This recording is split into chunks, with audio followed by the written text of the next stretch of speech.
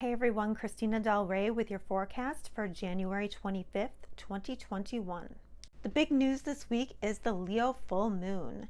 Now, this isn't just any old full moon, this is a highly emotional full moon because Jupiter is standing across the sky from this moon and meeting with the sun.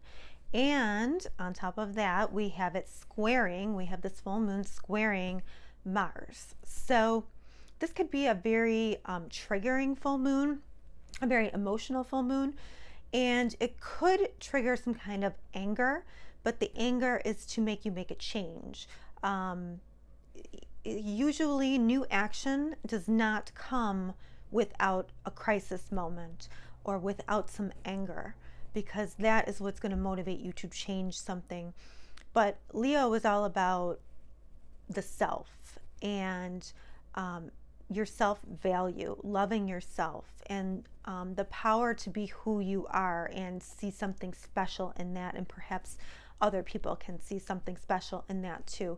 So this will focus around how you feel about yourself and how you need to make an action in that area.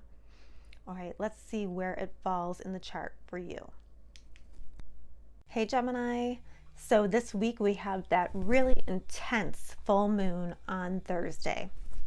And this is happening in a part of the chart for you that has to do with siblings, cousins, neighbors, and short distance travel, but also your thoughts. Also technology that you use every day, because you are ruled by Mercury, and Mercury is going to go into retrograde at the end of the week this week. So you're going to totally expect to have technology issues, especially if your job involves technology. But you know the drill. Mercury retrograde always affects you more. And so let's talk about this full moon a bit.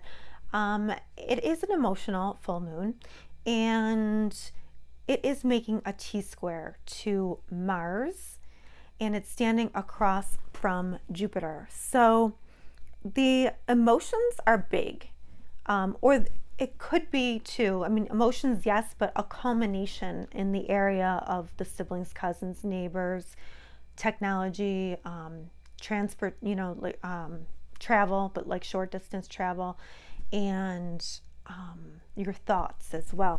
So there could be an action that you have to take, maybe in your neighborhood or with a neighbor.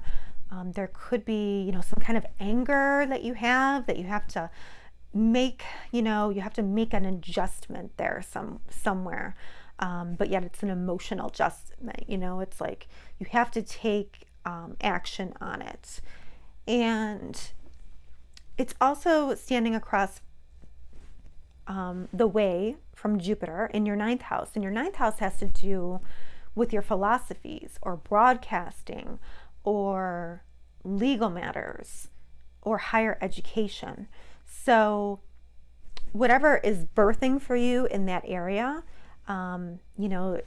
it's getting bigger, but yet, you're kind of learning to balance it with that third house area. And the third house area too can be how you communicate. So I'm wondering if it is a culmination on how you communicate to others, and perhaps it is through social media. This can also be skills that you learn, or skills that you are learning, or maybe even teaching. So there's some kind of culmination here in this area, and it could be emotional with Jupiter there, but it's almost like the Mars is making you make an action on the communication, or on how you speak, feel, and communicate. And maybe it's like, it's making you take an action that like shakes things up, or maybe you're seen in a different way, or you feel differently about yourself communicating. There's some kind of I feel like there's some kind of ending here, but yet a new beginning And although being emotional and big, it's sort of like a karmic ending as well.